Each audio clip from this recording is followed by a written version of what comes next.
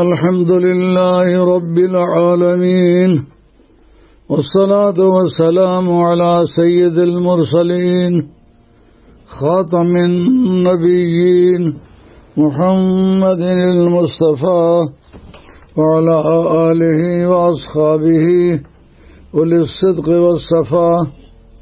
أما بعد فقد قال الله تبارك وتعالى جل جلاله في القرآن المجيد والفرقان الحميد: أعوذ بالله من الشيطان الرجيم. بسم الله الرحمن الرحيم. قل لا أسألكم عليه أجرا إلا المودة في القربى. صدق الله مولانا العظيم وبلغنا رسوله النبي الكريم ونحن على ذلك من الشاهدين والشاكرين والحمد لله رب العالمين. الصلاة والسلام عليك يا سيدي يا رسول الله وعلى آلك وأصحابك يا حبيب الله. الصلاة والسلام عليك يا سيدي يا رسول الله وعلى آلك وأصحابك يا حبيب الله. الصلاة والسلام عليك يا سيدي يا رسول الله وعلى آلك وأصحابك يا حبيب الله. محترم سامعین و ناظرین، آپ کی خدمت عالیہ میں حاضر ہوں، مگر جو مضامین چل رہے تھے بہت ترتیب وار چل رہے تھے، لیکن درمیان میں ایک بات پیش آ گئی جس کی وجہ سے اس کا پرنسپل تبدیل کرنا پڑا ہے. لاہور کا کوئی شخص ہے جس نے حضرت موسیٰ کاظم رضی اللہ تعالیٰ عنہ کی شان میں کوئی گستاخی کے کلمات کہے ہیں. ایک ہوتا عالم ہو تو دلائل کے اعتبار سے کسی دلیل پر گفتگو کرے، لیکن ایک جاہل آدمی سوائے گالیوں کے کچھ نہیں کر سکتا. تو ہم یہ سمجھنے پر مجبور ہیں کہ کافروں کی گالیوں کا جواب دینے کا اور طریقہ ہے. جو کلمے کے دعوے دار بھی ہیں ان کی گالیوں کا طریقہ اور ہے. قرآن مجید نے کہا: اے میرے محبوب، قل لا اسألکم علیہ اجرا، سنو سننے والوں، میں تم سے کہتا ہوں میں تم سے کوئی اجر نہیں مانگتا ہوں. اجر نبوت تھوڑی سی چیز نہیں، وہ رحمتوں کا پھیلا ہوا ایک جال ہے. یعنی ایک نیکی کا 10 گنا نیکیاں ملیں، اور جس کے نام اعمال میں کچھ نہ نکلے اس کو بھی سرکار یہ فرما دے کہ یہ میرا ہے، اس کی نجات ہو جائے، کوئی نیکی اس کی ضائع نہ ہو، اور سرکار شفاعت فرمائیں تو کوئی گناہ اس کا قابل مواخذہ نہ رہے. تو یہ اتنا بڑا کام ہے. زندگی کے چھوٹے موٹے کاموں میں ہر قدم پر انسان سے لغزش ہو سکتی ہے، لیکن سرکار کا فرمانا شفاعتی لآل الکبائر من امتی، میری امت کے جو بڑے چوٹی چوٹی کے گنہگار ہیں وہ بھی میری شفاعت کے حقدار ہیں. میں کسی کو یہ نہیں کہوں گا یہ میرا امتی نہیں ہے، سوائے ان لوگوں کے جو ماں باپ کے نافرمان اور گستاخ ہیں، وہ میری شفاعت کے حقدار نہیں ہے. یا میری آل بیت کو اذیت پہنچانے والا وہ میری شفاعت کا حقدار نہیں ہے. اور جو لگاتار شرابی ہے، لگاتار جوئے باز ہے، ایسے چند لوگوں کے متعلق سرکار نے فرمایا کہ میں نہیں کہوں گا یہ میرا امتی ہے. اور سرکار کا جو شفاعت کا دائرہ ہے وہ اتنا وسیع ہے کہ آدم علیہ السلام کی اولاد کے لوگ جو پہلے بھی گزر چکے ہیں وہ بھی امید کریں گے کہ سرکار ہم پر بھی مہربانی فرمائیں گے. جس سے پہلے نبی گزرے ہیں ان کے بارے میں سرکار کی شفاعت ہے، اسی طرح ان کے غلاموں کے بارے میں بھی ممکن ہے کہ اللہ کی طرف سے یہ رعایت ہو. تو دنیا کا کوئی انسان مسلمان ہو کے اس سے نا امید نہیں کیا جا سکتا کہ تمہیں خدا کی طرف سے جو سزا ہونے والی ہے اس میں سرکار کی شفاعت فائدہ دے گی. اور سرکار نے اپنے دامن شفاعت کو اتنا کھلا رکھا ہوا ہے جس میں آپ کا معلوم ہوتا ہے کہ کسی کو معلوم کرنے کا پروگرام ہی نہیں. والدین کے نافرمان ان کے آگ کو حضور نے جو کہا شفاعت نہیں کروں گا، اس کا مقصد یہ ہے اپنے ماں باپ سے غداری نہ کرے.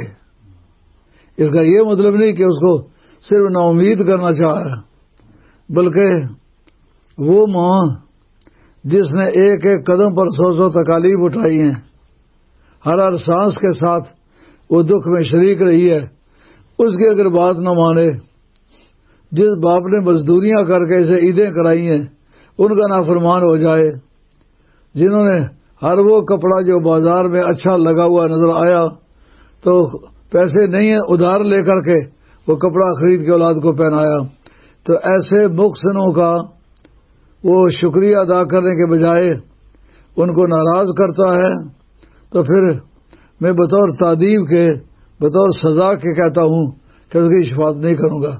اس سے مراد سرکار کا شفاعت سے معلوم کرنا نہیں بلکہ ماں باپ کا فرمان بردار بنانا ہے. یا لگاتار جو شراب پیے گا اس کو نہ بہن کی تمیز ہے، نہ بیٹی کی تمیز ہے، نہ ماں کی تمیز ہے، حلال حرام کی تمیز سے فارغ ہو جاتا ہے. اس کا مطلب یہ ہے کہ اس کو نا امید نہیں کرنا چاہا بلکہ اس کو اچھا انسان بنانا چاہا ہے کہ جو ایسا کرے گا میں اس کے معاملے میں دخل نہیں دوں گا. اللہ حاضر قیاس.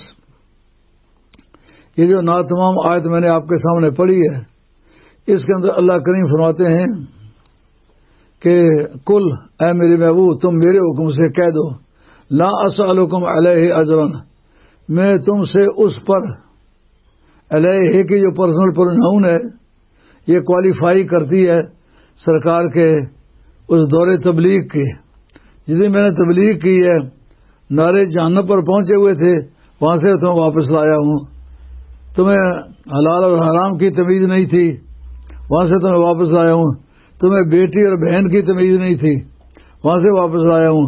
بیٹیوں کو زندہ در گور کرتے تھے، وہاں سے واپس لایا ہوں. پتھروں کو جن کو خود تراشتے تھے ان کو خدا کہتے تھے، اس ذلت سے تمہیں میں نے بچایا ہے. اور جو سوسائٹی کے غریب مسکین بے کس لوگ ہیں، صدقات میں ان کو شریک کر کے، زکوٰۃ کے حقدار قرار دے کے، عشر کے حقدار قرار دے کے، تو ان کو بھی اکموڈیٹ کیا ہے. تو یہ میرا بڑا احسان ہے. کوئی کسی کو ایک دھیلا بھی دینا پسند نہیں کرتا، لیکن میں نے کہا تو خود میں نے اغنیائم وترد علی فقرائم، جو امیروں سے لیتے ہیں وہ غریبوں کی طرف لوٹا دیتے ہیں، یعنی اپنی جیب میں نہیں ڈالتے.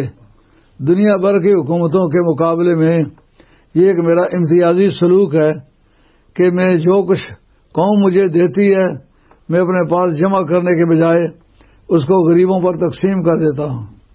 جو آپ کی اپنی ذاتی جائیداد سے آمدنی ہوتی تھی، سال کے لیے معمولی پیمانے پر خرچہ رکھ لینا، باقی سب غربا میں تقسیم کر دینا، یہ سرکار کی زندگی کا ایک ایسا پاکیزہ نمونہ ہے جس کی پوری دنیا میں کوئی مثال نہیں ملتی. تو پھر سرکار نے ایسے لوگوں کو جو اپنی شفاعت سے محروم کیا، اس سے مراد شفاعت سے محروم کرنا نہیں بلکہ ان سے بری عادات کا چھڑانا مراد ہے. اور پروردگار کا یہ فرمانا، اے میرے محبوب تم کہہ دو کہ میں اس تگ و دو اور محنت کے بدلے میں تم سے کچھ نہیں مانگتا. ظاہر ہے کہ اس کے مخاطب کافر نہیں ہو سکتے، کیونکہ تبلیغ جو کی ہے اس سے انہیں کوئی فائدہ نہیں پہنچا، وہ تو اپنے کفر پر ڈٹے رہے. اس سے مراد وہی لوگ ہیں جنہوں نے سرکار کی تبلیغ سے فائدہ اٹھایا ہوگا. اجر تو اس کا بنتا ہے نا جس کا کوئی کام کرے. آپ کی عمارت بن رہی ہے، اس میں کوئی آدمی آ کے کام کرتا ہے، وہ مزدوری مانگتا ہے، اس کا تو حق بنتا ہے، اس نے کام کیا ہے. لیکن جو روزانہ وہاں سے ہنستا کھیلتا گزرتا ہے اور آپ کی تقریبوں کا مذاق اڑاتا ہے، وہ تو یہ نہیں کہہ سکتا ہے میں نے کوئی کنٹریبیوشن کی ہے. اللہ کریم نے فرمایا، میرے محبوب تیرا احسان ہے کل کائنات پر. ما کان اللہ لیعذبہم وانت فیہم، اے پیارے اللہ کی یہ شان نہیں ہے کہ ان لوگوں کو عذاب استیصال اسے کہتے ہیں کہ وہ گناہ کرنے والا دنیا کے کسی خطے میں ہو جس گناہ پر سزا ہو رہی ہے ان میں سے ایک بھی نہ بچے اور اس کا کوئی نمونہ بھی باقی نہ رہے. استیصال کہتے ہیں جڑ سے نکالنے کو.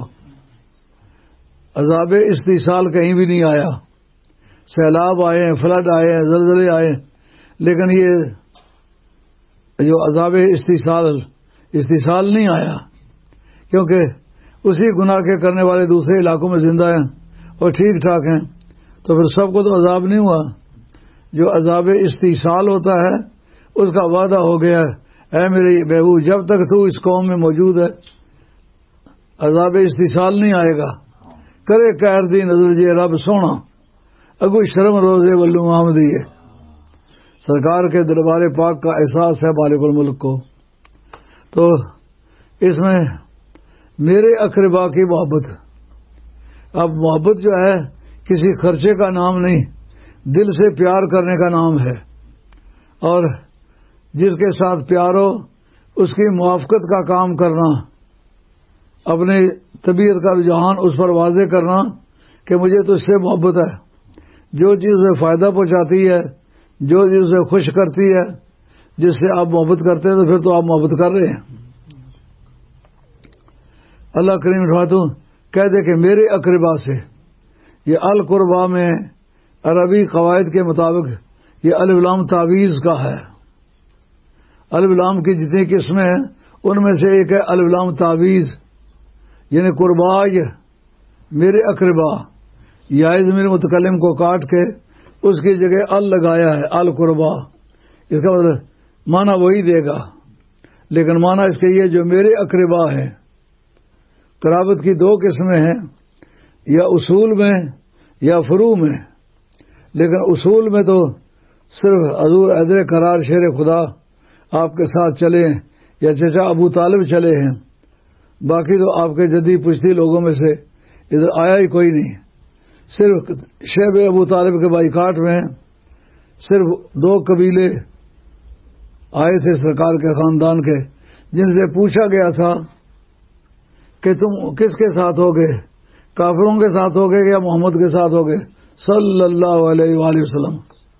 تو انہوں نے کہا ہم سرکار کے ساتھ ہوں گے. انہوں نے کہا جانتے نہیں ہو کتنے سارے، پورا عرب جب ہمارے ساتھ ہے تو تم 2 قبیلے صرف ان کے ساتھ ہو جاؤ گے، اس سے کیا بنے گا؟ انہوں نے کہا یہ ہم جانتے ہیں کہ میں گنتی بھی تھوڑے ہیں، ہم کچھ نہیں بگاڑ سکیں گے، لیکن ہم اپنے ہاتھوں سے اپنے چچا زاد کو دشمنوں کے حوالے بھی نہیں کر سکتے. ان کا جب سنوار کچھ نہیں سکو گے پھر فائدہ تمہارا کیا ہے؟ ان کا جس وقت اس کے سر پہ تلوار آئے گی نا، ہم اس کے نیچے سر رکھیں گے، زخموں میں شیر کریں گے.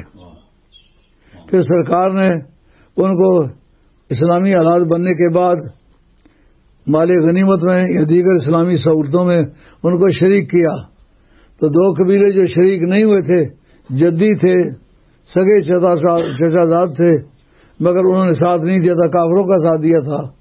وہ آئے اور انہوں نے کہا کہ آپ مہربانی کریں ہمیں بھی مال غنیمت میں سے حصہ دیں، مال فہ میں سے حصہ دیں، کیونکہ ہم بھی آپ کا آل بیت میں سے. فرمائے شیب ابو طالب کے بائیکاٹ کے موقع پر تم کدھر تھے؟ ان کا اس وقت تو ہم ادھر تھے. فرمائے جو دکھوں میں میرا شریک نہیں ہوا نا، وہ آرام میں میری آل میں سے نہیں ہے، میری آل بیت نہیں ہے. میری آل بیت وہی ہیں جنہوں نے میرے دکھ کے وقت وفا کی ہے. تو یہ ایک سرکار نے معیار دیا ہے.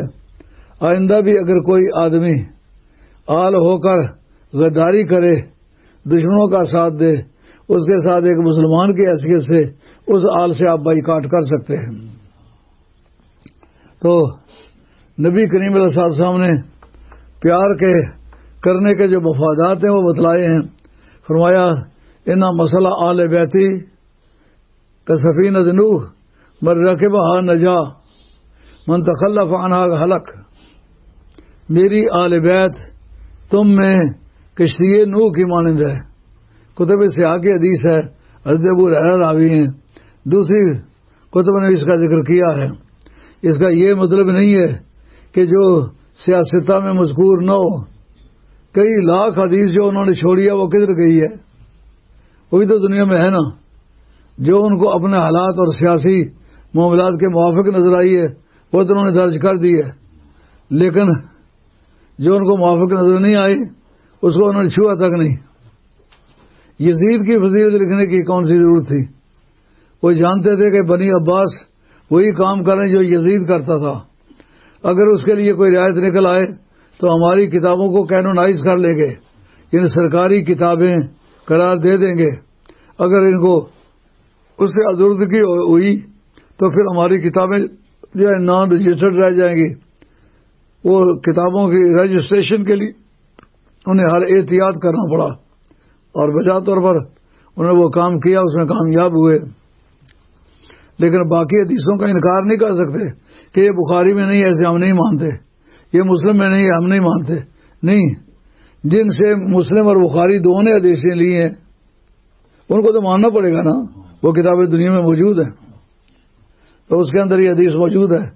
سرکار نے فرمایا میری آل بیت کشتی نوح کی مانند ہے۔ کشتی نوح کی، اس کو کہتے ہیں تشبیہ مرکب بالمرکب، یعنی ایک چیز کے ساتھ تشبیہ نہیں دی۔ جو ماحول بنتا ہے نا پوری دنیا میں سیلاب آئے، ساری دنیا ڈوبے، کسی کے مٹکے ادھر پھوٹ رہے ہیں، کوئی ادھر ڈبکیاں کھا رہا ہے، تو صرف اگر تیرتی ہے تو ایک کشتی نوح تیرتی ہے۔ یہ پانی، سیلاب اور پوری دنیا کا ابتلا، بیچ میں ایک تیرنے والی اور نجات دہندہ ایک کشتی ہے۔ اسی طریقے سے مشبہ ہے، تشبیہ مرکب ہے، یعنی میری امت پوری دنیا میں اس طرح کے باقی سب عذاب کی طرف جا رہے ہیں، غضب الہی کا مرکز بن رہے ہیں، اس میں اگر کوئی بچے گا تو وہ بچے گا جو میری اہل بیت کی کشتی پر سوار ہے۔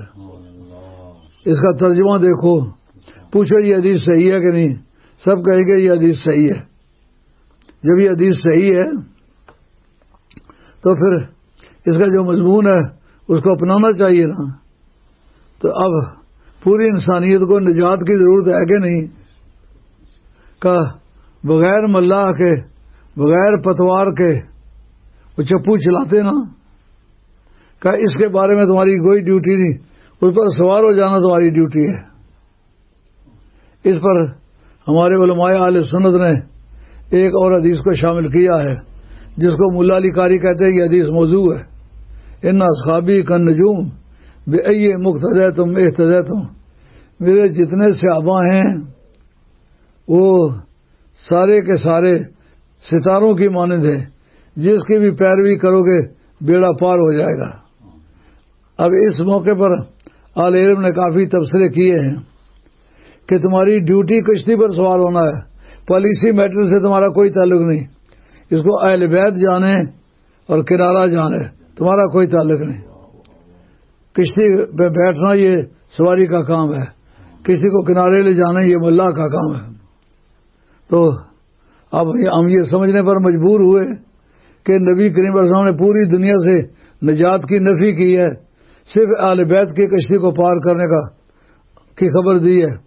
ملا علی قاری کہتے ہیں یہ حدیث جو ہے یہ موضوع ہے۔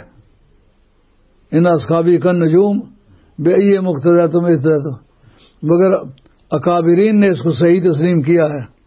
مثلا علامہ بدر الدین زرکشی نے اپنی کتاب البحر المحیط جو اصول فقہ کی کتاب ہے اس میں اجماع کی بحث میں یہ حدیث لائے ہیں، ان کا یہ صحیح ہے۔ اسی طریقے سے علامہ بدر الدین عینی نے ہدایت شریف کی شرح میں البنایا علی الہدایہ اس کے اندر بھی اس حدیث کا ذکر کیا ہے۔ تو جب اکابر نے اس کو صحیح تسلیم کیا ہو تو ہم بھی اس کو صحیح تسلیم کر لیں، کوئی مذائقہ نہیں۔ مگر اس بات پر تو ہمیں پھر اطمینان کرنا پڑے گا کہ جو عقیدہ صحابہ کے اندر موجود ہے اس عقیدے کو آپ غیر سنی نہیں کہہ سکتے، کیونکہ سرکار سے جب پوچھا گیا تھا یا رسول آپ کہتے ہیں ستفترق امتی علی 73 فرقۃ الا واحدہ، کہ میری امت 73 فرقوں میں بٹ جائے گی اور باقی سارے جہنم میں جائیں گے، صرف ایک طبقہ بچے گا۔ پوچھا من ہم یا رسول اللہ صلی اللہ علیہ وسلم، یا رسول اللہ بتائیے وہ کون ہیں؟ فرمایا ہم اہل السنت والجماعہ۔ یہ تفسیر مبہم کہ مبہم کی مبہم سے تفسیر ہو رہی ہے، سرکار جانتے ہیں زیادہ دماغ اس سے لڑایا جائے تو دماغ کی حاضری سے فائدہ زیادہ پہنچتا ہے. جب فرمایا کہ ہم اہل السنت والجماعت، جن کو میں کہہ رہا ہوں میری قوم نجات پائے گی، وہ اہل سنت والجماعت ہیں. پوچھا من ہم یا رسول اللہ صلی اللہ علیہ وسلم، یا رسول اللہ اہل سنت والجماعت ہیں کون؟ فرمایا ما انا علیہ الیوم و اصحابی، جس عقیدے پر میں ہوں اور میرے صحابہ ہیں یہ اہل سنت ہے. اب اس حدیث کو جب صحیح تسلیم کیا گیا ہم اس کا استدلال کرنے میں حق بجانب ہے. جو چیز کمزور بھی ہو لیکن مسلمات خصم میں سے ہو، جو آپ کے مخالف دھڑے کا بات کر رہا ہے وہ اس کو تسلیم کرتا تو آپ اس کے رد میں پیش کر سکتے ہیں. تو جو وہ کہے گا فلاں کو افضل سمجھے تو شیعہ ہو جاتا، فلاں کو افضل سمجھے تو شیعہ ہو جاتا. ہم کہیں گے صحابہ میں جو عقیدہ پایا گیا ہے اس عقیدے کے کسی آدمی کو شیعہ نہیں کہہ سکتے. ان کو سرکار نے سنی ہونے کا سرٹیفکیٹ دیا ہی ان کو ہے جو صحابہ کے عقیدے پر ہے. تو یہ عقیدہ کہ کون کس سے کتنا افضل ہے، 55 آدمی ایسے ہیں صحابہ میں جو فقہا ہیں، جو مجتہد ہیں، انہوں نے کہا حضرت علی سب سے افضل ہے. پھر اگر حضرت علی کو افضل سمجھے تو وہ شیعہ نہیں ہو سکتا. البتہ یہ ڈیوٹی اس کی ضرور ہے کہ کوئی بات بھی حضرت ابو صدیق رضی اللہ تعالیٰ عنہ یا جناب عمر فاروق رضی اللہ عنہ ان کی شان میں گھٹیا بات نہیں کر سکتا. ان کے فضائل و کمالات بھی بیان کرے، بحیثیت خلیفہ کے ان کی کارکردگی کو تسلیم کرے، پھر شیعہ نہیں ہو سکتا. لیکن سرکار کا یہ فرمانا کہ میری آل بیت کی کشتی نوح کی مانند ہے اور صحابہ جو ہیں ان اصحابی کا نجوم، میرے صحابہ ستاروں کی مانند ہے. جب کشتی دریاؤں میں چلتی ہے نا تو ستاروں کی اقتدا کرتی ہے، نہیں تو سمندر کے اندر جا کر کوئی ملک نظر نہیں آتا. پھر کیا پتا میرا منہ کدھر ہے، میں کدھر جا رہا ہوں. اس وہ جو ستارے ہیں ان کے ذریعے سے تعین کرتا ہے میرا منہ کدھر ہے، میں کس ملک سے کتنا دور ہوں. اس کا مطلب کشتی پر سوار ہونا بھی ضروری ہے اور صحابہ کرام کی پیروی بھی ضروری ہے. صحابہ کا احترام بھی ضروری ہے، اہل بیت کا احترام بھی ضروری ہے. مگر اہل بیت کے احترام کی وجہ سرکار کی محبت ہے. سرکار فرمان ابغض احد من آل بیتی فقط حرم شفاعتی، جو میری آل بیت میں سے کسی ایک آدمی کو بھی برا سمجھے گا میں نہیں کہوں گا یہ میرا امتی ہے. اس کا مطلب یہ امتی ہونے کے لیے آل بیت کو تسلیم کرنا پڑے گا. جو آدمی اپنے آپ کو سلفی کہتا ہے، سلفی کی اصطلاح جو ہے یہ 2 صدی ہجری کے بعد شروع ہوئی ہے. حضرت امام احمد بن حنبل سارے محدثین کے استاد ہیں. سلفی لوگ کہتے ہیں ہم لوگ سلف صالحین کے طریقے پر چلتے ہیں، اس لیے ہم سلفی ہیں. سلف صالحین سے مراد صحابہ کرام اور تابعین ہیں. اب ہم پوچھتے ہیں جو صحابہ کرام کا عقیدہ ہے اس کا احاطہ بھی کیا ہے؟ اگر وہ عقیدہ آپ کو پتہ ہی نہیں تو ویسے ہی سلفی بنے پھرتے ہیں. 2 صدی گزری وسط تک پہنچی، 241 میں حضرت امام احمد بن حنبل رضی اللہ تعالیٰ عنہ کا وصال ہوا. تو سارے محدثین کو پڑھایا انہوں نے ہے. تو وہ تو جناب حضرت قرار شیر خدا رضی اللہ تعالیٰ عنہ کی افضلیت کے قائل ہیں اور فرماتے ہیں اے سلمان فارسی، جانتے ہو کہ آدم علیہ السلام کی تخلیق سے 14,000 برس پہلے میرا اور علی کا نور ایک تھا. یاد ہے وہ بریڈ فورڈ والی تقریر جس میں دشمنوں نے نکالا، وہ جی ہم آپ کو دکھاتے ہیں سوائے مورکا کے اندر ہے کہ وہ بکر صدیق بھی نور ہے، فاروق اعظم بھی نور ہے، عثمان غنی بھی نور ہے. میں نے کہا یہ کہنے سے کیا مراد ہے تمہاری؟ اس کا ہمارے ساتھ کوئی کلیش نہیں، ان کے نور ہونے سے ہمارا کوئی نقصان نہیں. بس اگر لکھا تو بصر چشم منظور ہے. انہیں بھی جنتی ہے، انہیں نور ہے، ستارے نور ہیں، چاند نور ہے، سورج نور ہے، اس سے ہمارا کیا بگڑا ہے؟ وہ بتلاؤ جس کا نور نبی کا نور اور اس کا نور ایک ہو. اس کے بعد پھر انہوں نے یہ بات چھیڑی نہیں. ان کو پتہ چل گیا کہ یہ پانی بہت گہرا ہے، یہاں آگے جانا فائدہ مند نہیں.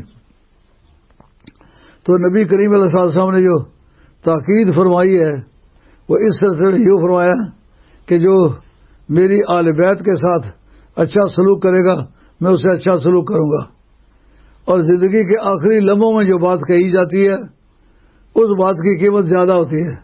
مثلا میرے والد صاحب، آپ کے والدین جب دنیا سے گئے ہوں گے، جو آخری لمحوں میں جو بات کہی ہوگی وہ اچھی طرح سے پلے باندھی ہوگی، آپ نے بھی میں نے بھی باندھی ہے۔ جو باتیں انہوں نے کہی تھی بہت اچھی طرح سے نبھانے کی کوشش کی ہے۔ سرکار کے جو آخری لمحوں کی باتیں ہیں وہ یہ ہے کہ جو سرکار نے حج کیا ہے، سرکار نے زندگی میں ایک ہی حج کیا ہے، اس کا نام حجۃ الوداع ہے۔ ایک مرتبہ تو مکہ شریف رہ کے حضور نے حج نہیں کیا۔ یہ جو حجوں کی رسلنگ لگی ہوئی ہے نا، نہ مراد ہے نماز، نہ مراد ہے روزہ، بالکل وہ خواتین جو 8 حج کر کے آئی ہیں نماز کوئی نہیں پڑھتی اور حلال حرام کی تمیز کوئی نہیں کرتی، زیور سیر پہنا ہوا ہے لیکن زکوٰۃ نہیں دیتی۔ تو پھر میں نہیں کہتا کہ حج نہ کرو، حج کرو، لیکن حج سے زیادہ ضروری کام زندگی میں ایک مرتبہ فرض ہے، ہر سال فرض نہیں ہے۔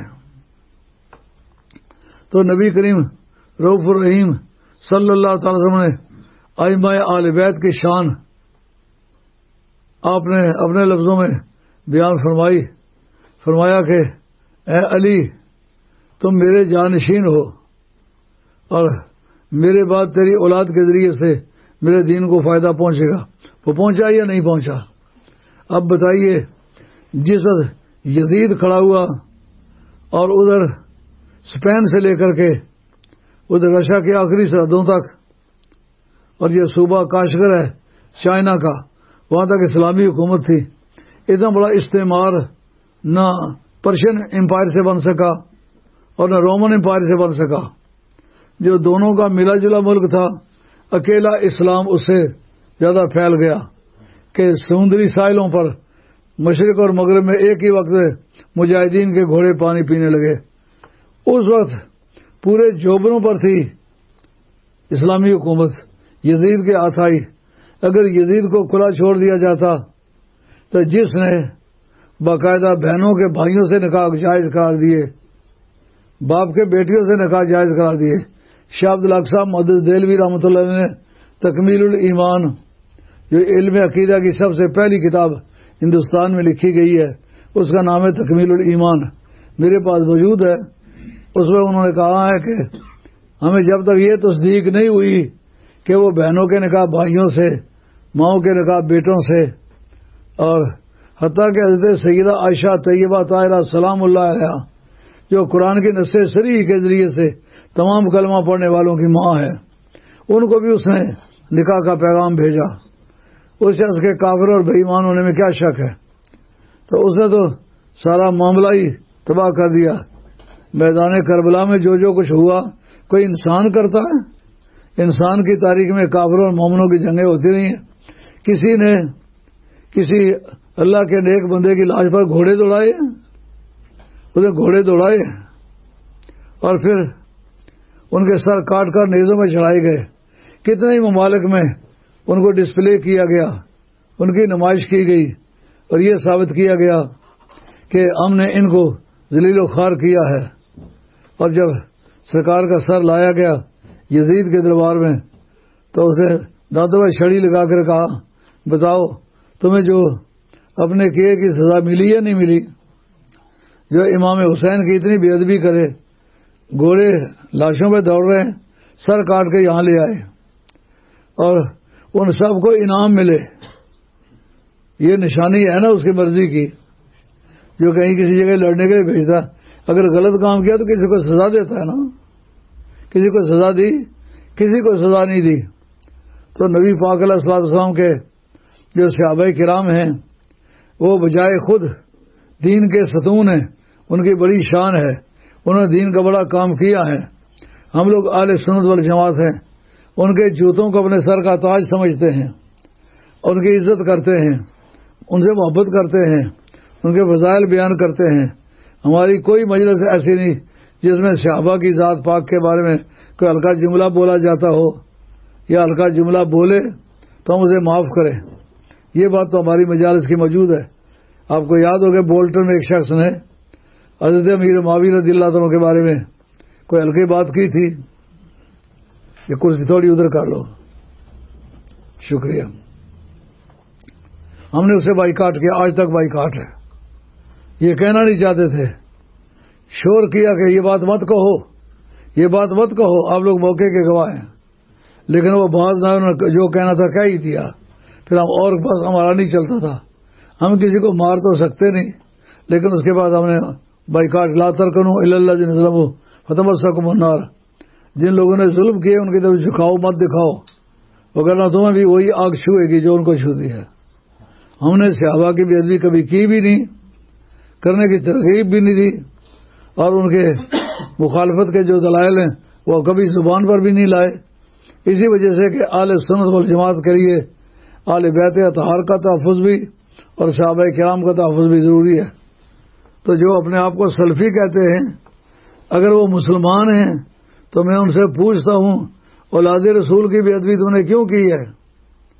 اور حضرت موسیٰ کاظم ائمہ اہل بیت میں سے حضرت علامہ شامی نے جو رسائل 16 لکھے, ان میں سے رسالہ نمبر 2 میں انہوں نے بتایا ہے کہ اہل بیت رسول جو ہیں یہ ائمہ باطن ہیں. ظاہری نظام, ایک ظاہری نظام ہے, ایک باطنی نظام ہے. حضرت امام جلال الدین سیوطی جن کا سن وفات 911 ہے, انہوں نے اپنے الحاوی للفتاوی اس کے اندر اس حدیث پر بحث کی ہے کہ کل دنیا کا جو نظام ہے نا, جسے بظاہر ہم دیکھتے ہیں کہ ایک زمیندار دانے جا کے مٹی میں ملا کے آ جاتا ہے, عقیدہ یہ رکھتے ہیں کہ حضرت میکائیل ان دانوں کے منہ سیدھے کرتے ہیں, اس لیے وہ اگتے ہیں. اگر وہ دانے سیدھے نہ کریں تو پھر وہ اگتے نہیں ہیں. اس کا تجربہ بھی لوگوں نے کیا. جس جگہ دانے کوئی اس کے کمپلین نہیں پھوٹ سکی, انہوں نے کھود کے دیکھا کہ دانوں کے منہ دوسری طرف ہے. تو بظاہر نظام تو یہی ہے, ہل چلائے دانے پھینک کے آ جائے, لیکن باطنی نظام یہ ہے وہ اللہ تعالیٰ فرشتوں کو بھیجتا ہے, دانوں کے منہ سیدھے کرتے ہیں. اور جن کے مطلب زیادہ توجہ پروردگار کی نہیں ہوتی کہ ان کے اتنا مال زیادہ ملنے سے خراب ہو جائیں گے, ان کے لیے فرشتوں کو اجازت بھی ہوتی ہے یہ چھوڑ دو. اللہ حضر قیاس, جس سے دیکھتے ہیں ایک بیوی میاں اکٹھے ہوتے ہیں, ان سے اولاد پیدا ہوتی ہے, عقیدہ یہ رکھتے ہیں کہ خدا دیتا ہے. یہ باطنی نظام جو ہے اس کا انکار نہیں کیا جا سکتا. جن صحت مند جوڑوں میں اولادیں نہیں پیدا ہوتی کیا کہہ سکتے ہیں؟ بیوی کی بھی صحت ٹھیک ہے, مرد کی بھی ٹھیک ہے. میرے پاس آتے لوگ جن کے اولاد نہیں ہے, میں پوچھتا ہوں ڈاکٹر سے چیک کروایا ہے؟ وہ کہتے ہیں بار بار چیک کروایا, کوئی خرابی نہ مرد میں ہے نہ عورت میں ہے. پھر اس کے بعد اللہ کی بارگاہ میں جو میں جانتا ہوں اللہ توبہ کرتا ہوں, ان کو فائدہ پہنچتا ہے. باطنی نظام جو کائنات کا وہ اس طرح ہے کہ بارشیں برسانا, پھلوں کو پکانا, اور زمینوں کے اندر دانے گئے وہ ان کو اگانا, یہ باطنی نظام کی باتیں ہیں. تو اہل بیت رسول کے جو ائمہ ہیں, اعلیٰ حضرت فاضل بریلوی رحمۃ اللہ علیہ نے بھی فتاوی رضویہ کے اندر لکھا, میرے پاس موجود ہے, میں نے اس پر نشانات لگائے ہوئے ہیں. وہ کہتے ہیں یہ سب اکتاب باطنیہ ہے, باطنی کتب ہے, یعنی کائنات کا مدار ان پر ہے, باطنی طور پر یہ چلاتے ہیں. تو کتنا برا انسان ہے وہ جس کی نگاہ کسی فاسق فاجر پر نہیں پڑی, جنہوں نے ملک کو بیچا ہے ان پر نہیں پڑی, جنہوں نے پیسے لے کر کے کبھی انگریز کا ساتھ دیا تھا, وہ سلفی تھے جنہوں نے اس کا ساتھ دیا تھا. میرے پاس کتاب موجود ہے, الاقتصاد فی الجہاد, میرے پاس موجود ہے. وہ کتاب لکھی ہوئی مولوی میاں نذیر احمد صاحب دہلوی کی ہے, اس کو چھاپا محمد حسین بٹالوی نے ہے, میرے پاس موجود ہے. آج تک مسلمانوں کا کوئی طبقہ نہیں گزرا جو کہے جہاد منسوخ ہو گیا ہے. مرزا قادیانی نے کہا مگر کافر ہو کے کہا, وہ مسلمان کے کہنے کی مثال نہیں. الجہاد و ماضن الی یوم القیامہ, اس حدیث کے ذریعے سے ہم مرزا قادیانی کی تردید کرتے چلے آئے ہیں کہ جہاد جائیے قیامت تک چلتا رہے گا, کبھی یہ بند نہیں ہوگا. تو انہوں نے لکھا انگریز سے جہاد کرنا حرام ہے اور پیسے لیے. یہ بات جو پاکستان کی تاریخ اور تحریک ہے میرے پاس موجود ہے, اردو میں پاکستان کے اسکولوں میں لگی ہوئی ہے. اس کتاب کے لکھنے کی وجہ سے ان کو ماہانہ وظیفہ بھی ملتا رہا اور جاگیر بھی دی گئی ہے. اور اسی بیماری کے مریض نواب صدیق الحسن قنوجی, وہ بھی سلفی ہے. اور تم نے پیسے لے کر کے مسلمانوں کے مقابلے میں غیر مسلموں کا ساتھ دیا. شرم کرو اپنے آپ کو. دیکھو کیا کہہ رہے ہو. یہ آل بیت رسول اور ائمہ آل بیت اس وقت میں انہوں نے دین کو پھیلایا ہے جب اپنے آپ کو آل بیت رسول ثابت کرنا بڑا مشکل تھا. سید موسیٰ کاظم آپ کے مطلب سوائے بورکا نے لکھا ہے کہ ایک مرتبہ کی بات ہے, ایک عورت آئی متوکل خلیفہ متوکل کو کہنے لگی میں سید زادی ہوں, میری مدد کرو. انہوں نے کہا ہم یہاں ایک بزرگ ہیں, ان کے ذریعے سے پرکھتے, اگر سید زادی ثابت ہوئی تو دیں گے.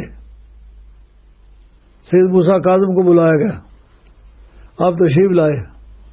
جب آ کے بیٹھے تو ان کا ایک عورت ہے وہ سید ہونے کا دعویٰ کرتی ہے, کیا طریقہ ہے پرکھنے کا؟ ان کا کہ اللہ نے درندوں پر حسنین کریمین کے اولاد کے خون کو حرام قرار دیا ہے. اگر سید نسب سید ہو تو درندے سے پھاڑ کے نہیں کھائیں گے.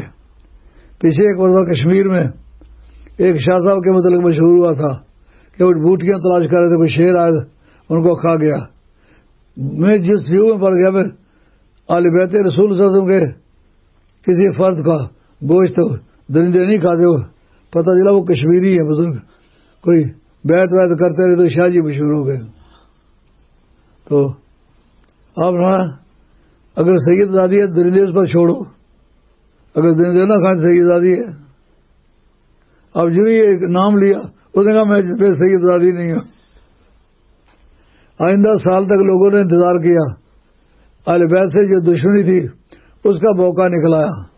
ان کا متوکل کو کہا کہ ان کو خود کو کہو اپنے سید ہونے کا ثبوت اسی طرح مہیا کریں جسے اس عورت کے لیے تجویز کیا تھا. ان پر درندے چھوڑے. جب یہ بات انہوں نے کہی تو حضرت سید موسیٰ پاک شہید نے آپ نے کہا کہ مجھے کوئی اطلاع لاؤ درندے. ایک بڑا سا احاطہ جس کے گردا گرد لوہے کے جنگلے لگے ہوئے ہیں, اس کے اندر آپ کو کرسی بچھا دی, کہا یہاں بیٹھ جاؤ. آپ نے کہا تو بھی میرے ساتھ بیٹھ جا کیونکہ تم بھی آل رسول ہونے کے دعویٰ کرتے ہو, پتہ چل جائے گا کہ کوئی آل رسول ہے یا نہیں. انہوں نے کہا نہیں میں نہیں کہا, میں نہ یہ کہتا ہوں میں آل رسول ہوں نہ میں کہتا ہوں کہ درندے مجھے نہیں کھاتے. آپ تجربہ کرائیں. آپ بیٹھے, درندے چھوڑے گئے. ہر قسم کا درندہ جو ان کے پاس ان کے چڑیا گھر میں موجود تھا, اس میں ببر شیر بھی, چیتے بھی, بھیڑیے بھی اور گیدڑ بھی, نیولے بھی, جو گوشت کھا سکتے ہیں سبھی چھوڑے. وہ پورا احاطہ جو ہے بھر دیا ان درندوں سے. لیکن وہ قریب آئے, حضرت کے پاؤں چاٹنے لگے. حضرت اپنی بازو کو آگے کر کے آستین کے ذریعے سے اپنا کرتا ان کو پھیرتے گئے. پھر باری باری تمام درندوں نے آپ کا ہاتھ پھروانا چاہا. بڑی دیر تک بیٹھے رہے. آپ کہا اب ٹھیک ہے؟ انہوں نے کہا جی ٹھیک ہے. یار درندوں کے منہوں میں بیٹھ کے جنہوں نے اپنی سیادت کو ثابت کیا ہے ان کا نام ائمہ اہل بیت ہے. ایسا ٹیسٹ آج کوئی دینے کے لیے تیار ہے؟ یہ بات تو آج کسی کے لیے آئیڈیل درست نہیں, لیکن انہوں نے تو کہا کر یہ بات میرے پرکھنے تک آ گیا, میں حاضر ہوں. اب جناب درندوں نے سمجھ لیا کہ یہ نبی پاک کا خون ہے, اس کے ساتھ ہم نے چھیڑ چھاڑ نہیں کرنی. اور سرکار دو عالم علیہ السلام نے اپنی زندگی میں جابر ابن عبداللہ انصاری, آپ کے پاس حضرت سید محمد باقر, سید موسیٰ کاظم کے دادا, وہ پڑھنے کے لیے آئے. اس وقت آپ کی آنکھیں بند ہو گئی تھیں, نابینا ہو گئے تھے. ان کو گریبان سے یہاں سے پکڑ کے کالر سے کھینچ کے قریب کرتے اور گردن میں بوسہ دیتے ہیں، کہتے ہیں کہ پسرے رسول از تو بوئے رسول بھی بوئم، اے نبی پاک کے بیٹے، میں آپ سے رسول کریم علیہ السلام کی بو سونگ رہا ہوں. آپ سے ہاتھ ملایا کرتا تھا، آپ کا ہاتھ چوما کرتا تھا. جس طرح کی خوشبو حضور کے ہاتھ سے آتی تھی اسی طرح کی خوشبو آپ کی باڈی سے آ رہی ہے. اس لیے میں سمجھتا ہوں تو آپ رسول کے بیٹے ہیں. ساتھ ہی یہ کہا کہ اے امام محمد باقر، میں تمہیں خوشخبری سناتا ہوں. کیا خوشخبری ہے؟ کہ سرکار نے میری معرفت آپ کو سلام بھیجا ہے، کہ میری طرف سے اس کو سلام کہہ دینا. کہتے وہ کیسے ہو سکتا ہے؟ آپ نے سرکار دیکھے، سرکار نے مجھے دیکھا ہی نہیں تو انہوں نے سلام کیسے بھیجا؟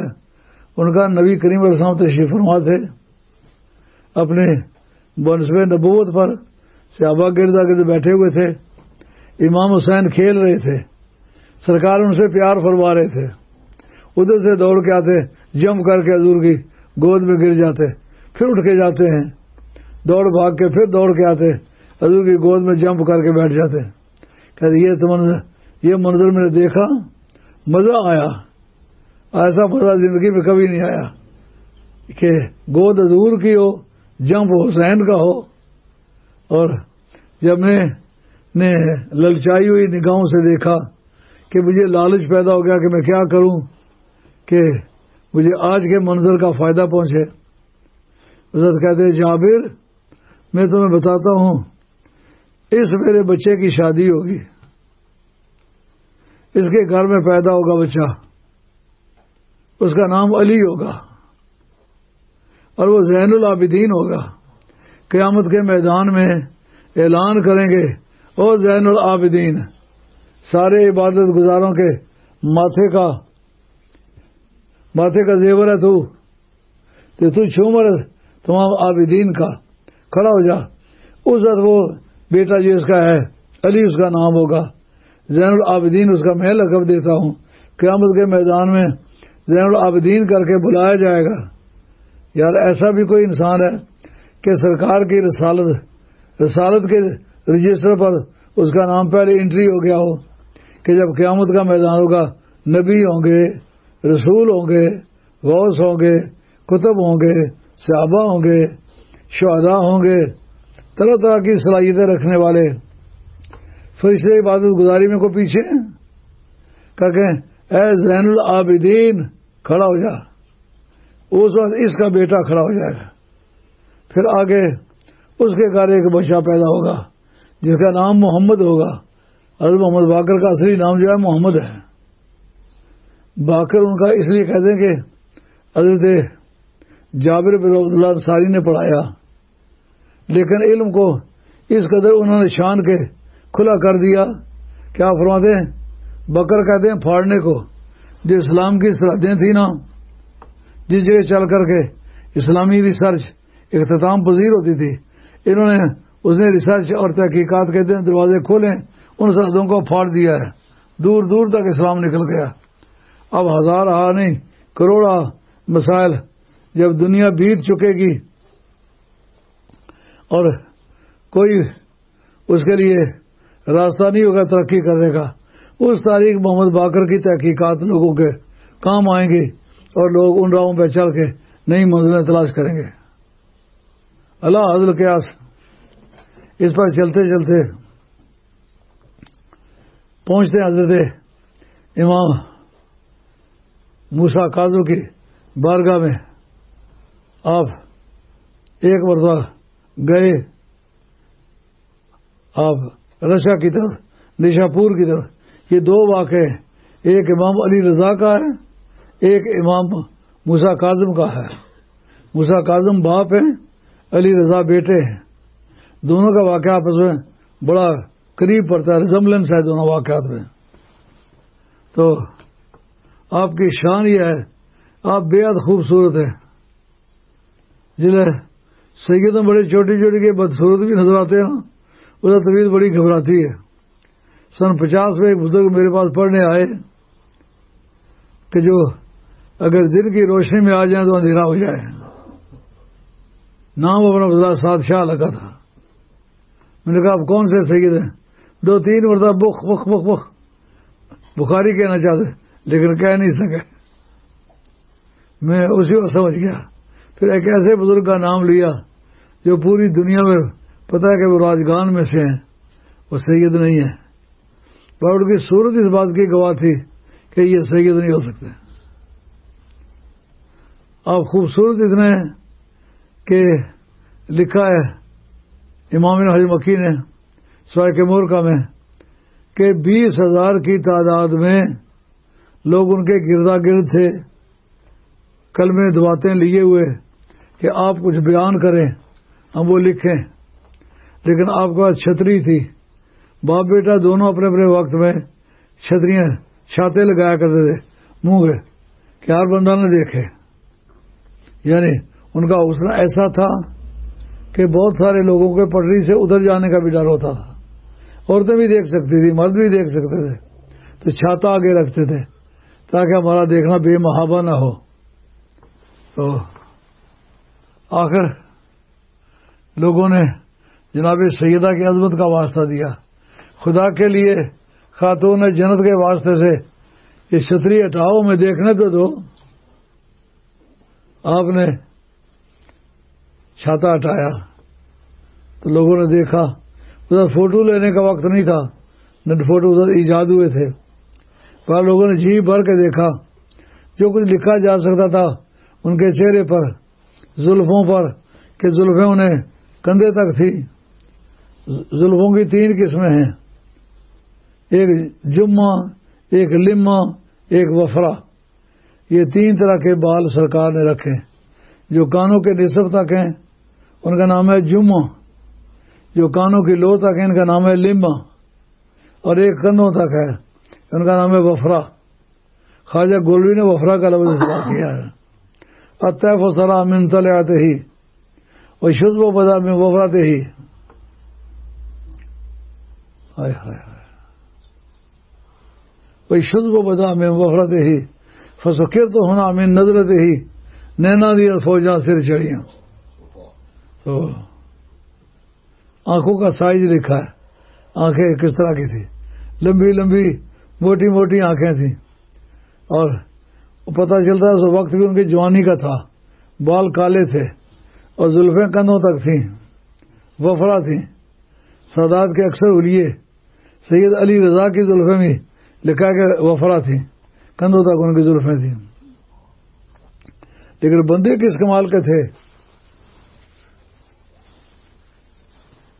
لکھا کہ حضرت امام محمد باقر جو سید موسیٰ کاظم کے والد صاحب ہیں, ان کے بارگاہ میں پانی بھرا کرتے تھے باجد بستامی.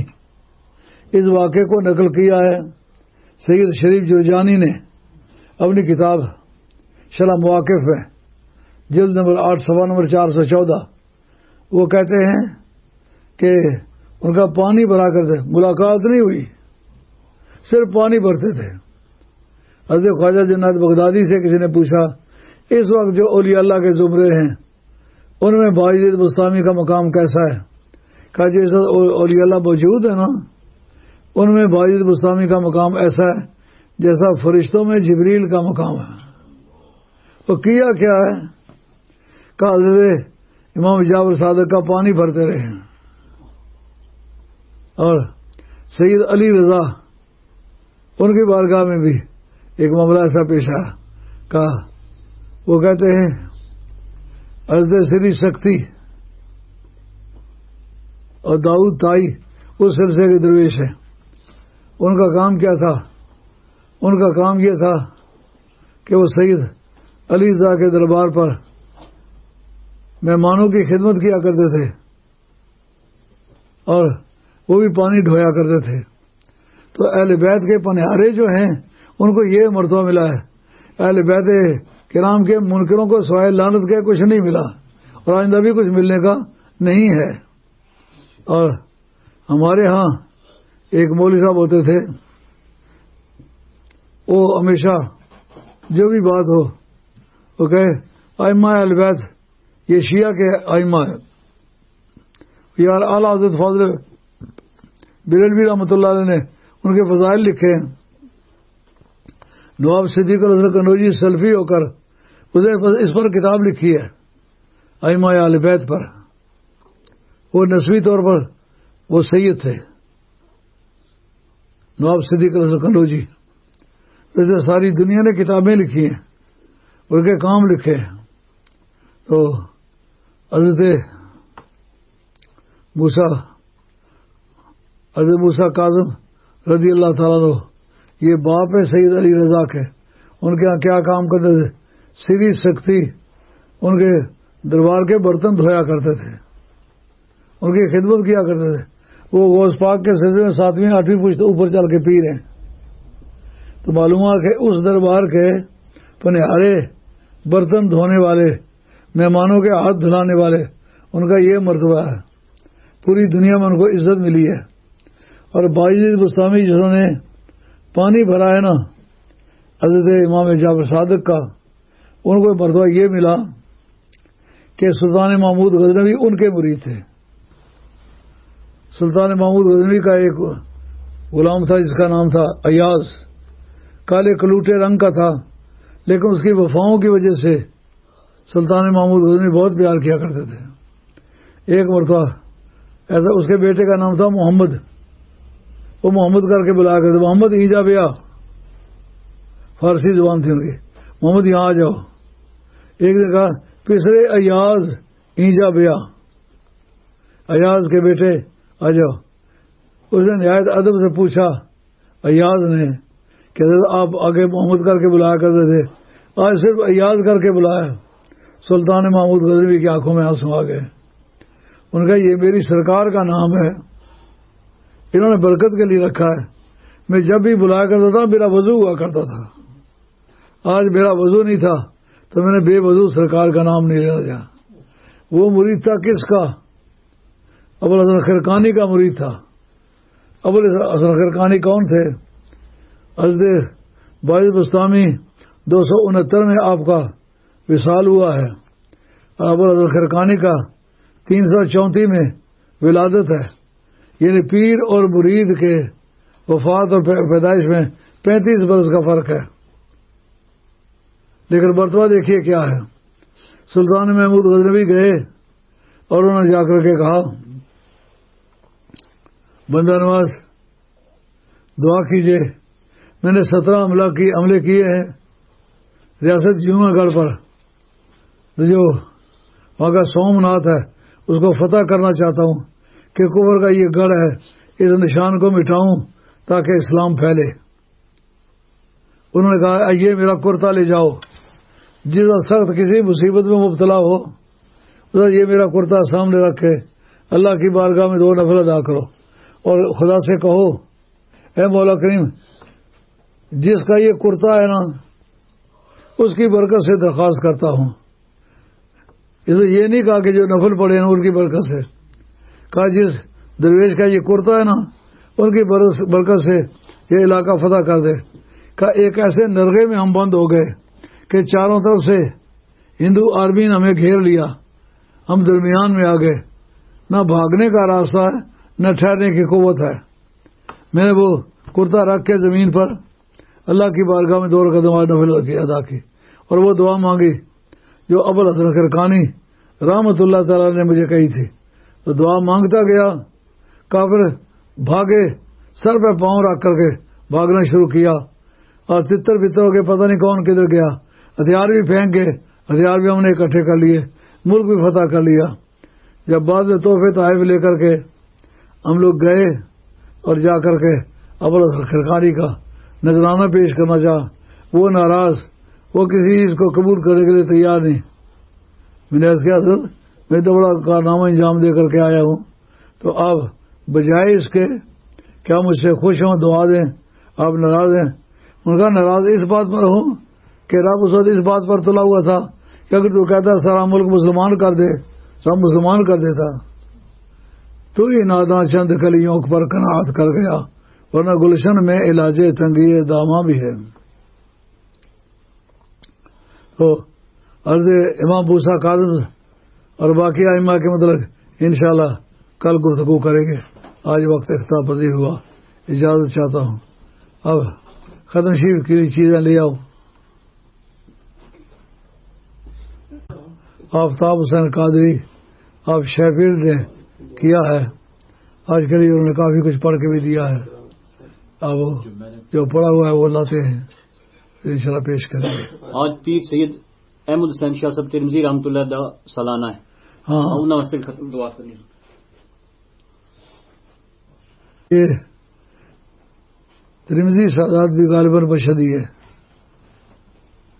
یہ ترمذی بہت قریب آ کے ہوتا ہے. افغانستان کا وہ سرا جو رشا کی طرف جا کے ختم ہوتا ہے نا اس حصے بہترین سے.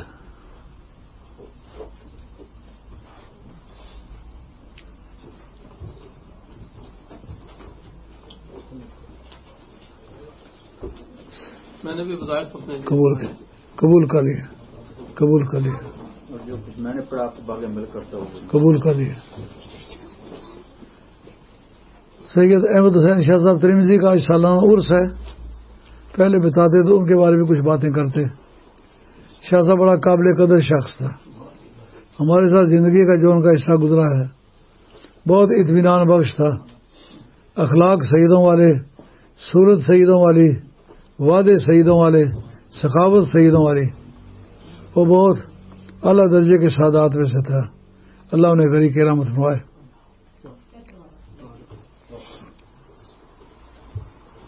لسٹ نہیں ہے لیکن جو بھی جس نے پڑھا اچھا وہ مل کر. چلو آفتاب صاحب کے خاندان نے کافی کچھ پڑھا ہوا ہے. ادھر شیٹوں نے مل نہیں رہی اور انہوں نے مل کیا میں نے قبول کر لیا. اب دعا کریں. اے مولا کریم سید علی امام پاک نے ایک سورہ مزمل شریف سید علی امام پاک. چلو سید علی امام صاحب کی تو پتہ چل گیا. اے مولا کریم جو کلمات میں نے خود پڑھے ہیں میرے دوستوں نے پڑھ کے دیے ہیں اپنی بارگاہ میں منظور مقبول فرما. اور جتنی چیزیں ختم شریف کے لیے تیار کی گئی ہیں یہ سب اپنی بارگاہ میں منظور مقبول فرما کر ان کا ثواب جناب محمد رسول اللہ صلی اللہ علیہ وسلم کے عمر کے ساتھ فرما. تمام انبیاء و مرسلین علیہم الصلوۃ و تسلیمات کے ارواح مقدسوں کے ساتھ فرما. نبی پاک علیہ السلام کے ازواج مطہرات بناتی کی بات اولاد مجاد حسنین کریمین خاتم جنت مولا مرتضی شہیدان دست کربلا ائمہ اہل بیت کے ارواح مقدسوں کے ساتھ فرما. اے اللہ ان کلمات طیبہ سواب انکار خیر کا سواب نبی پاک علیہ السلام کے تمام صحابہ کرام رضوان اللہ تعالی مجمعین کے ارواح مقدسوں کے ساتھ فرما. بالخصوص حضرت ابوبکر صدیق، حضرت عمر فاروق، حضرت عثمان غنی، حضرت عادل قرار کی عمر کے ساتھ فرما. اور تمام تابعین تبع تابعین میں سے جتنے بھی صحیح العقیدہ گزرے سب کے ارواح مقدسوں کے ساتھ فرما. اور تمام اولیاء اللہ کے ارواح مقدسوں کے ساتھ فرما. بالخصوص حضرت غوث ثقلین رضی اللہ عنہ کی عمر کے ساتھ فرما. نبی پاک علیہ السلام کی تمام اہل بیت ازواج مطہرات بناتی کی بات اولاد مجاد حسنین کریمین خاتون کی عمر کے ساتھ فرما. اور حضرت خواجہ غریب نواز سلطان ہند سرکار کی عمر کو حساب فرما. داتا گنج بخش علی اجمیری، شیخ شہاب الدین سروردی، سید بہاؤالدین نقشبند شہنشاہ بخارا، سید ابوالحسن الشاذلی، حضرت حسنی رضی اللہ عنہ کی عمر کے حساب فرما. اور قادری، چشتی، نقشبندی، سہروردی، شاذلی، بدوی، زنجانی، خلوتی، شتاریہ، درکاویہ، دندراویہ، قبرویہ، اویسیہ، تمام ثلاثہ اولیاء اللہ کے ارواح مقدسوں کے ساتھ فرما. بالخصوص حضرت پیر مہر علی شاہ صاحب گولوی رحمۃ اللہ علیہ، بابو جی صاحب گولوی رحمۃ اللہ علیہ، لالا جی صاحب گولوی رحمۃ اللہ، چھوٹے لالا جی صاحب گولوی رحمۃ اللہ کے عمر کے ساتھ فرما. اور خواجہ خواجگان سید پیر جماعت علی شاہ صاحب محدث علی پوری رحمۃ اللہ علیہ اور جماعت علی شاہ صاحب ثانی اللہ ثانی رحمۃ اللہ علیہ کے عمر کے ساتھ فرما. اور تمام خواجگان ٹانگری شریف، ٹنگروٹ شریف، راتلا شریف، باولی شریف، نتھیال شریف، تیرا شریف، شورا شریف اور خواجگان عیدگاہ عمر کے ساتھ فرما. اور خواجگان بگار شریف خاص خصوصاً خواجہ محمد یعقوب بگاروی، خواجہ عبدالرحمان اور خواجہ ہاشم اور خواجہ عثمان دامانی رحمۃ اللہ علیہ، خواجہ دوست محمد قنداری رحمۃ اللہ علیہ اور خواجہ احمد سعید مدنی رحمۃ اللہ علیہ اور مرزا مظہر جان جانا رحمۃ اللہ علیہ، قاضی ثناء اللہ صاحب پانی پتی رحمۃ اللہ علیہ اور علامہ عبد القادر بدایونی، اعلی حضرت فاضل بریلوی اور حضرت علامہ فضل خیر آبادی، فضل امام خیر آبادی، سید لاڈلے حسین شاہ اور سید قطب الدین بختیار کاکی، سید نظام الدین رحمہ الہی، سید نصیر الدین چراغ دہلوی اور خواجہ گیسو دراز رحمۃ اللہ علیہ اور خواجہ خواجگان سید السادات صاحب الپیا کریری گیلانی رحمۃ اللہ کرم فرما اور جتنے عرض فرید الدین مسعود گنج شکر رحمۃ اللہ کرم فرما، خواجگان قیام شیف کے روا میں قدس فرما اور میرے نانا مکرم سید بیر عالم شاہ، بی شاہ غفور شاہ، جلال شاہ، میری مائی صاحبہ سید ابی جان فاطمہ، مائی امام بی صاحب فاطمہ دوسری فاطمہ کرم فرما، میری یہاں تمام نانیاں اور تمام دادیوں کے روا میں قدس فرما اور میرے قبلہ پیر مرشد سید پیر ولایت شاہ مطاع شاہ، شاہ حسین بادشاہ شاہ میر شاہ، مردان شاہ، سلطان شاہ، شاہ مخید رحمۃ اللہ کرم، محمد علی شاہ، احمد علی شاہ، سلطان شاہ، مردان علی شاہ، میر علی شاہ، احمد علی شاہ اور شیر علی شاہ، جلال الدین خوردہ والے کے روایت مقدس فرما اور خواجگان عیدگاہ شریف کے روایت مقدس فرما اور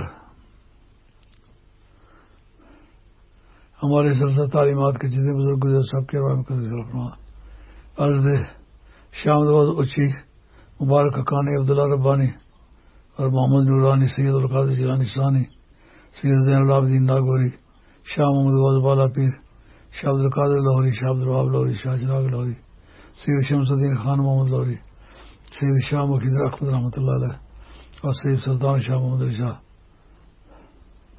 محمد علی شاہ، احمد علی شاہ کرمال کے فرما، سید میر علی شاہ، امیر علی شاہ، شیر علی شاہ، سب کے مردان شاہ کرمال کے فرما اور کل ہوئے زمین جتنے میرے باپ دادے کے وفادار مرید گزرے سب کے روایت میں قسم فرما، میرے ہاتھ پر بیعت کرنے والے کل ہوئے زمین اور جتنے بھی اہل حق گزرے اور دین حق پر ثابت قدم رہے، وفادار رہے، ان سب کے روایت میں قسم فرما۔ یہاں والتم اسٹو میں کافی سارے ساتھی میرے وفات پا کے وفادار تھے، اللہ کریم ان کی قبریں منور فرما، ان کے پسماندگان میں خیر و برکت فرما، اللہ کریم ان کی نسلوں کو ترقی عطا فرما، اے مولا کریم جن پاک لوگوں کا ذکر کیا ان کی برکت سے، جو کلمات طیبہ پڑھے گئے ان کی برکت سے، جو نذرانے پیش کیے گئے ان کی برکت سے، میرے مریدوں کے 7 بچے ہیں جو باتیں نہیں کرتے گونگے، اللہ کریم ان کو قوت گویائی عطا فرما، حاجی خلیل صاحب کو اللہ کریم شفاء اجلا کامل عطا فرما اور چودھری انیک کو شفاء اجلا کامل عطا فرما، محمد یاسر پنڈی والے کے بڑے بھائی کو اللہ کریم شفاء اجلا کامل عطا فرما اور محمد امین پٹیل کو جو گھریلو پریشانی ہے اس کو ہمیشہ کے لیے دور فرما، اے اللہ پنجر پاک کے وسیلہ جلیلہ سے کشمیر کو مکمل آزادی عطا فرما، آزادی کشمیر کے راستے کی رکاوٹیں دور فرما، اندرون ہندوستان بسنے والے مسلمانوں کو اپنی آبادی کے تناسب سے علاقہ بھی، وسائل بھی اور ملک بھی عطا فرما اور ان کو ہندوؤں پر غلبہ عطا فرما اور روہنگیا مسلمانوں کو مظالم سے نجات عطا فرما، فلسطینی مسلمانوں کو مظالم سے نجات عطا فرما اور اللہ کریم جو تیل اور گیس ترکیہ کو میسر ان کو بلا شرکت غیر عطا فرما، پاکستان کے صوبہ پنجاب میں تیل اور گیس عنایت فرما اتنی فراوانی کے ساتھ کہ پاکستان کی معاشی غربت دور ہو جائے، اے اللہ کریم میرے جتنے بھی مرید بیمار ہیں ان کو شفا عطا فرما، جو بے اولاد ہیں ان کو گزینہ صالح طویل عمر ایک وقت اولاد عطا فرما، جو بے روزگار ان کو باوقار روزگار عطا فرما. اللہ کریم دین و دنیا کی نعمتوں سے مالا مال فرما. اللہ کریم اپنے خزانہ غیب سے امداد فرما تاکہ میں اپنی یونیورسٹی کا جا کے جلدی سے جلدی کام شروع کرا سکوں. مولا کریم مجھے توفیق عطا فرما کہ ایک کمی پوری ہو جائے. صلی اللہ تعالیٰ علیہ وسلم.